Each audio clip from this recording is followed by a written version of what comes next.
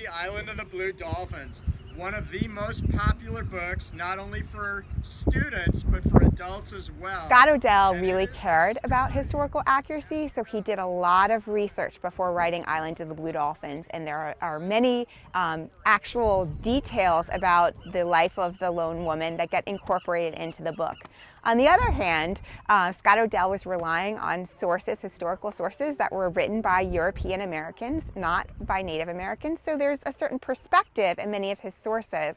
So we certainly can't say that it's accurate. I mean, no one could know what the lone woman really felt, thought, experienced during those 18 years alone, but the novel does contain a lot of details that we can back up with historical and archaeological evidence. We're going to learn about what it's like to live isolated on an island for 18 years.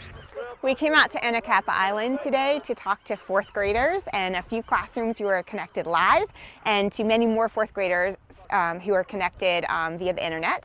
And we wanted to give them an opportunity to see an island so they'd be able to imagine better what Karana's life would be like on San Nicolas Island, and also to give them a chance to talk virtually with researchers who are currently engaged in research both historically and archaeologically on the real lone woman who's the model for Karana. The research is still very active. We're still doing a lot of historical research, we're still doing archaeological research. There's still lots more to be found out about the story.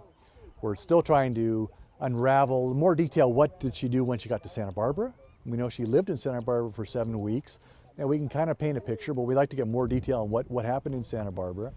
There's all these possibilities of things we could find. There's still a lot of work to be done archaeologically on the island. The cave has got her entire history in the cave, as well as everybody who came before her is in the cave. We didn't talk about today, but we have 2 redwood boxes we found that are full of artifacts that are from the right time period to have been hers. And there's a mix of native artifacts in there, there's historic materials, metal and glass, as well as Aleutian artifacts. You know, the Aleuts were brought down to hunt otters just before this, so it's a very short time period. So we're still doing a lot of research on those materials, trying to see what more they could tell us about the story, trickling in from all over the place.